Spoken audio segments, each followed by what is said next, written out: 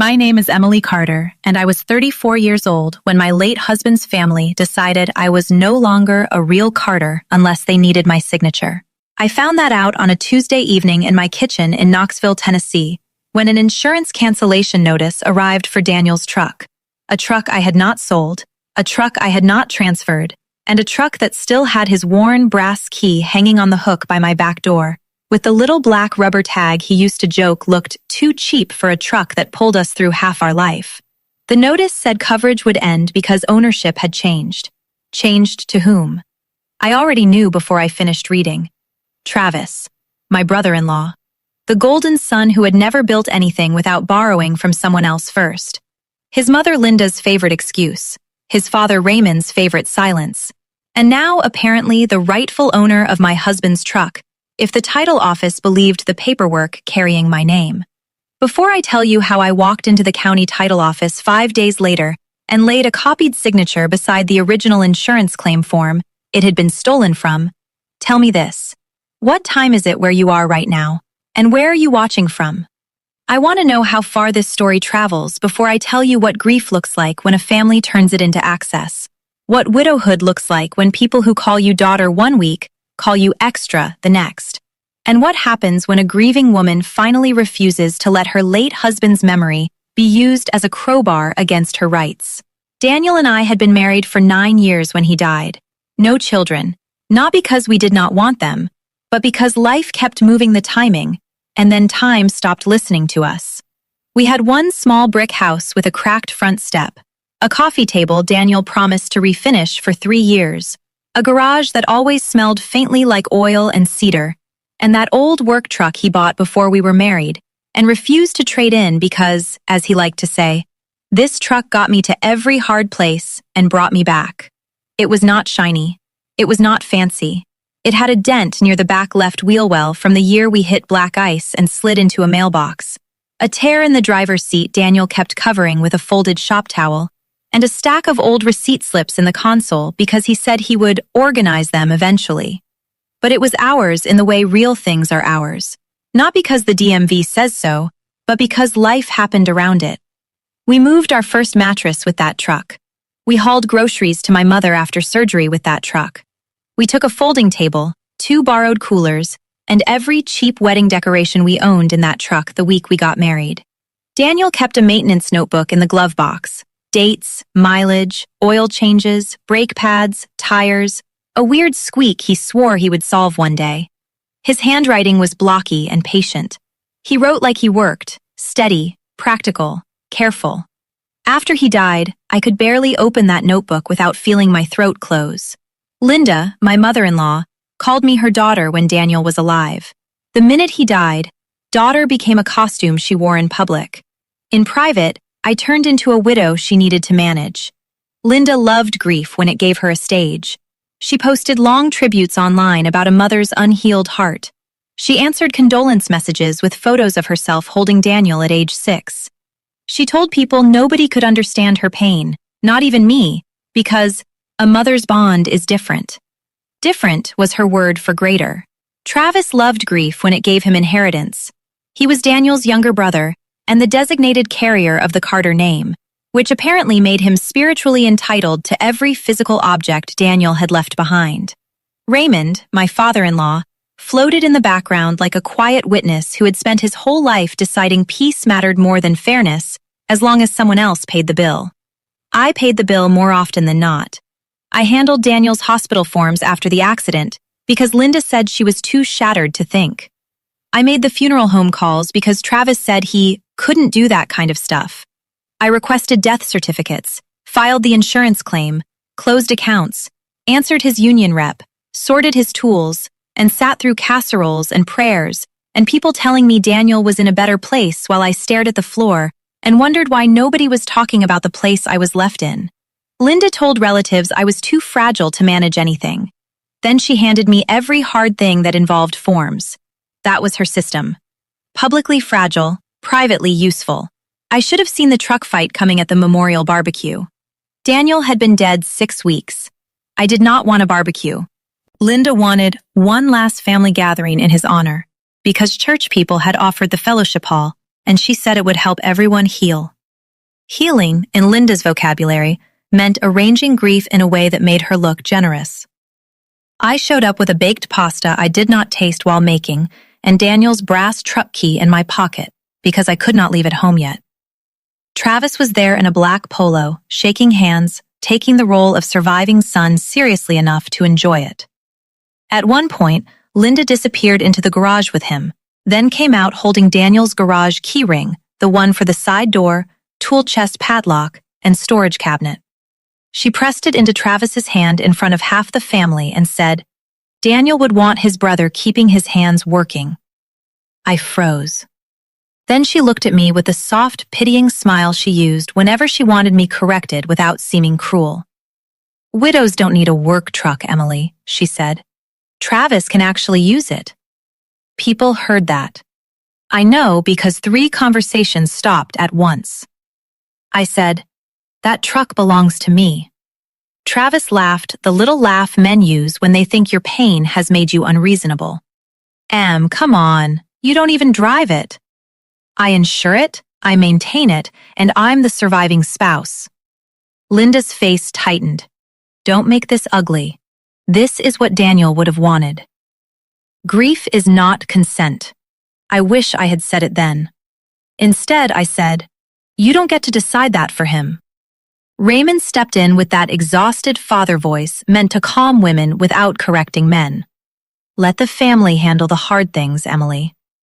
The hard thing, apparently, was ownership when a widow had no sons to anchor her place. I left before dessert and sat in the truck in the church parking lot with Daniel's brass key in my palm, crying in the driver's seat while people carried folding chairs back inside behind me. That should have been the warning large enough. It wasn't. A week later, Linda invited me to a church memorial fundraiser for the youth mission trip, saying, "You'll always be family." She wanted me there smiling beside her and Travis, widow as decor, proof the Carters were united in sorrow. The truck stayed in my garage. The title stayed in the probate folder. The insurance stayed active under me.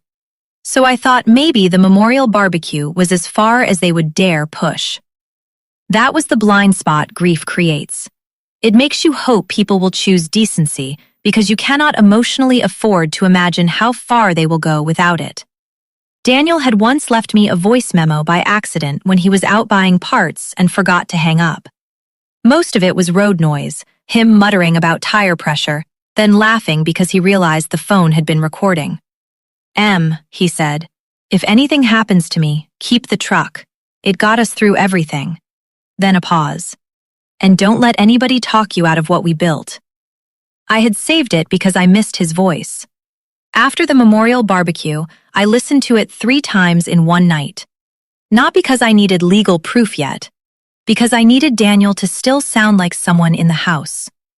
2 months after the barbecue, the insurance cancellation notice arrived. Change of ownership. Policy ending.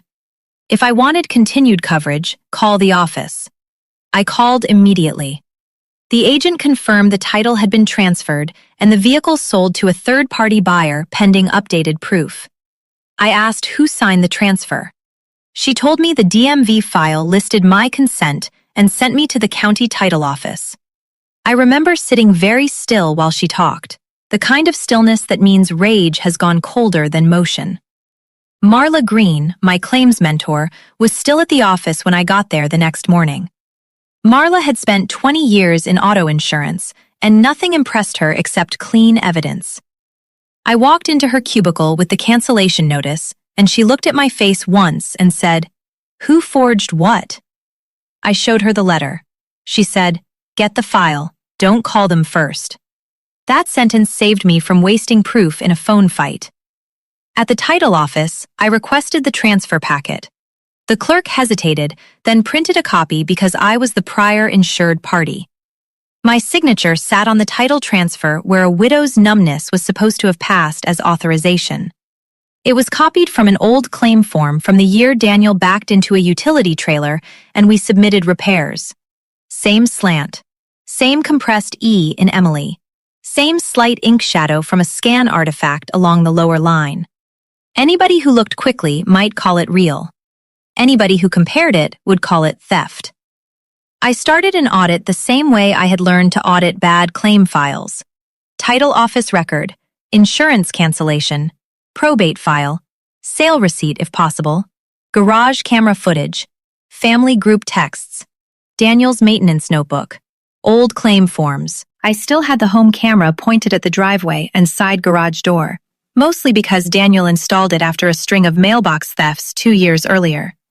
I checked the footage from the week after the memorial barbecue and found Travis in my driveway while I was at work, unlocking the garage with the keys Linda had given him, standing by the truck for nearly 20 minutes, then opening the glove box and center console. He left with paperwork in his hand. That was how he found the registration and VIN details. Later footage showed him returning with a man I did not know, walking around the truck like a seller.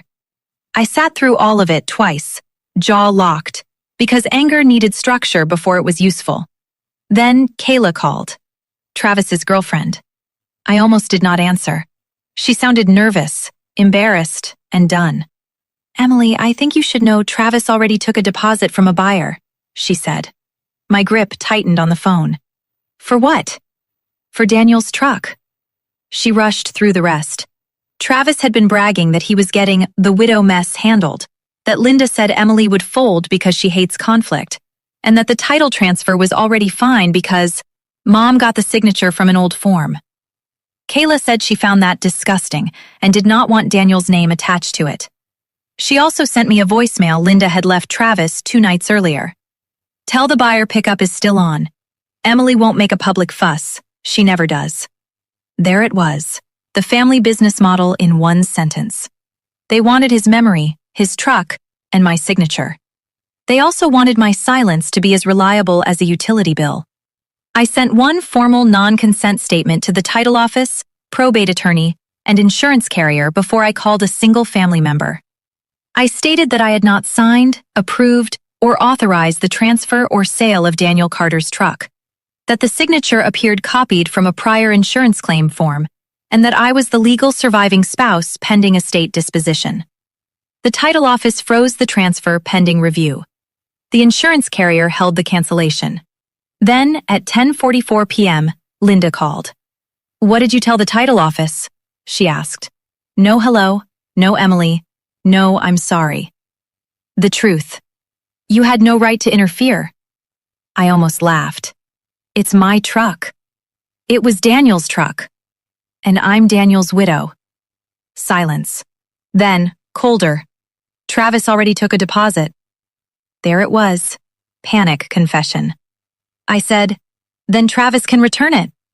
She inhaled sharply, offended by consequence. Do not humiliate this family over a truck. You copied my signature. Travis grabbed the phone next. You said after the memorial you didn't want to deal with it. I said I didn't want you taking it. It's what Daniel would have wanted. Did Daniel tell you that, or did my signature? Raymond came on in the weary peacemaker role he wore like a sweater. Emily, let the family handle the hard things. The hard thing was losing my husband. The easy thing, apparently, was stealing from me afterward. Nobody had an answer to that. Linda lowered her voice like she was offering wisdom. Widows don't need work trucks. You need peace. Then stop making me fight for basic ownership. I gave them 72 hours to reverse the transfer, return the deposit, disclose any tool sales, remove my copied signature from every document, and sign a no-access agreement regarding the truck, the garage, and Daniel's tools. Linda whispered, Don't do this. What she meant was, don't make the private theft public enough to fail. The smear began the next morning at church speed. Linda posted a long paragraph about the pain of a grieving mother being attacked over material things. She did not name me, which meant everyone knew. She said Daniel's family only wanted to preserve his legacy, and certain people were fighting memory with paperwork. Travis told Daniel's old coworkers I was planning to sell everything for cash. Raymond said nothing publicly, which, in that family, counted as support for the loudest version. I got 3 texts before noon from church women asking if I was okay, and 2 from men Daniel used to work with, saying, He'd want the truck and the family. I wanted to ask them what marriage was, if not family. Instead, I kept collecting proof. The private truth room happened at my kitchen table the next evening. Marla sat to my right. Kayla came because she was done protecting Travis from his own face. Daniel's brass keys sat in the middle of the table, beside the title transfer, the original old claim form, the sale deposit receipt Kayla had photographed, and Daniel's maintenance notebook. Linda entered first, grief perfume and righteousness, already upset that the setting was my house rather than hers. Raymond followed, quiet and cautious. Travis came in last, all bluff and irritation. Linda opened with offense. "You are blowing this out of proportion." I slid the title transfer toward her. "My signature is copied from a 2-year-old claim form." Travis shrugged. "You gave verbal consent." I placed the old claim form beside the transfer. Exact match. Same scan shadow. Same pressure pattern impossible to repeat by hand. "Then why does it match a prior form pixel for pixel?" Marla said. Travis stopped talking. Linda tried a softer route. "Emily, you were overwhelmed. You said you couldn't deal with Daniel's things." "Grief is not consent," I said. "Not to this, not to anything." Kayla then set her phone down and played Linda's voicemail about the buyer pickup. Linda's face changed. "You recorded me?" "You left it," Kayla said. Raymond rubbed his forehead like a man who had decided years ago that discomfort counted as persecution. "We're all hurting." I touched the brass key. Only one of us got forged. Linda snapped, "Blood matters." I opened Daniel's maintenance notebook to the last page where, below a note about brake fluid, he had written in pencil, "M, don't let anyone tell you my truck belongs to blood more than it belongs to the life we built."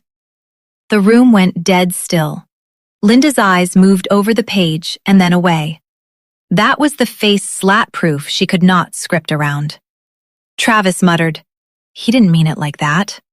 "He wrote it," I said. "He meant it enough for me." Raymond finally tried logic. "What are you even going to do with that truck?"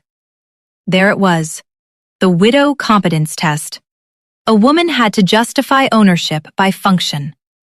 "Own it," I said, "because it's mine, because it's part of my estate rights, because Daniel wanted me to keep it, because none of that should need explaining."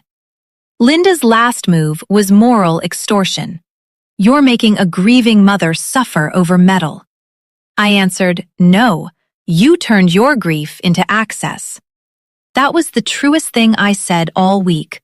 I repeated the terms: reverse the transfer, return the deposit, disclose the tool sale. No further access to my property or Daniel's things. Linda's voice dropped into the cold register she used only when public sweetness had failed. "If you do this publicly, don't expect to stay part of this family." I looked at the truck key. A widow is not temporary family. They left without agreeing. The public truth room came at the title review and probate attorney meeting 5 days later. Present were the title clerk, probate attorney, insurance representative, Marla, Kayla, Linda, Raymond, Travis, and me. The buyer had already backed out because the transfer freeze scared him. Travis had to return the deposit, which I learned from the fury on his face before he sat down. The title clerk started plainly. "We are here because the prior transfer is disputed." Linda immediately tried to reframe it. "Emily asked us to help because she was too overwhelmed after Daniel's death." I slid my non-consent statement across the table. I asked no one to transfer or sell Daniel's truck. Travis said, "She gave me the keys at the memorial barbecue." I opened the home camera stills showing him entering my garage while I was at work. "You had keys because your mother gave you garage access in front of witnesses. That is not title consent." The insurance rep asked to see the original signature source. Marla presented the old claim form and the transfer copy side by side. She explained the scan artifact match and how prior signed documents are sometimes misused in fraud cases. The clerk looked once and knew. You could see it. Professional recognition has a particular silence. Then Kayla spoke. Travis told me Emily never agreed. He said Linda thought she'd fold. Linda turned toward her with betrayal written all over her face, as if the shame lay in being revealed rather than in doing the thing. The probate attorney asked Linda directly, "Did Emily sign this transfer in your presence?" Linda hesitated. Too long. Travis jumped in. "It doesn't matter. Daniel wanted it to stay with family." I opened the maintenance notebook and read the line, "Blood does not outrank the life we built." Nobody in that room heard it as poetry. They heard it as intent. Linda's whole church script had been built around Daniel's memory speaking through her. Suddenly, Daniel's own handwriting spoke against her. That was the turn. The clerk froze the transfer formally, flagged the file for suspected unauthorized signature use, and required corrected surviving spouse documentation. The buyer withdrew. Travis had to unwind the sale. The probate attorney noted potential estate interference and warned the Carters in very calm language that further unauthorized transfer attempts could trigger legal action. The insurance carrier restored ownership records under me and required direct confirmation for any future changes. Linda lost her memorial speaker role that Sunday after the pastor learned there was an active property dispute involving forged consent beneath her "Honoring Daniel's Legacy" speech. Raymond said nothing on the way out, not to me, not to his wife, not to his son. He just walked beside them, like a man who had finally discovered silence still counts when documents are involved. The fallout was ugly and useful. Linda told people I had chosen property over healing. Travis told anyone who listened that I was greedy and bitter. A few of Daniel's old coworkers believed them at first. Then the title office letters circulated more quietly than Linda's post, but more effectively. People become less poetic when they hear the word forged. One of Daniel's friends came by a week later, stood by the truck in my driveway, and said, "He'd be glad you kept it." That sentence nearly broke me because it was simple and clean and not trying to take anything from me. I still cried in the truck some nights. Victory does not cure widowhood. It only keeps theft from setting up house inside it. What changed was not that I felt better. What changed was that I stopped feeling guilty for protecting what Daniel and I built. That guilt had been my in-laws' real leverage. Without it, Linda's grief turned back into what it always was, real pain with manipulative habits wrapped around it. Daniel's garage turned into the second battlefield. Once the truck transfer failed, I audited everything else. Tool inventory, storage shelves, missing items. The camera footage had already shown Travis entering the garage more than once. Sure enough, 2 of Daniel's higher-value power tools were gone, along with a small lockbox of saved cash Daniel kept for parts and emergency repairs. When I confronted Travis by text, he said he thought family tools were being shared. I forwarded that to the probate attorney too. Sharing is what people call it when they want theft to sound neighborly. A month later, part of the tool value was repaid through a settlement letter because Kayla had kept more proof than Travis knew. She had watched him brag too often to trust him fully, and in the end, that saved me from another long fight. Daniel's memory became the center of my anger in a different way after all that. Not because the truck was sacred, though it was precious. Because Linda kept using his name like a password. Daniel would want. Daniel would have said. Daniel always believed family came first. Maybe he did, but I was his family. That was the part she could not bear. Marriage had moved me into a place she thought grief could undo. She wanted widowhood to reduce me back into guest status. That was why the truck mattered so much. It was not only about property, it was about rank. Whoever held the truck held the visible symbol of Daniel's working life. Linda wanted that symbol to flow back into blood. Travis wanted it to flow into usefulness he could profit from. I wanted it to remain where Daniel had left it, with the woman who built the life inside and around it. After the review, Marla pushed me towards something I did not expect to do. "You need to teach this," she said. Widows get rolled over every day because families call theft help. At first, I refused. The thought of turning my grief into anything public felt too close to what Linda had done. Marla understood and said, "Then don't turn grief public. Turn paperwork public." That sentence gave me a path. With a local legal aid group and a widow support counselor Denise from church had once recommended before the whole Carter mess made church complicated, I built the Brass Key Widow Paperwork Guide. Not glamorous, not polished at first, just practical. Vehicle title basics, insurance change traps, beneficiary checks, probate access, tool inventories, storage unit control. Safe scripts for saying no when in-laws show up with boxes and tradition. We used Daniel's brass key as the symbol because it fit the whole lesson perfectly. A key starts something, but it also controls access.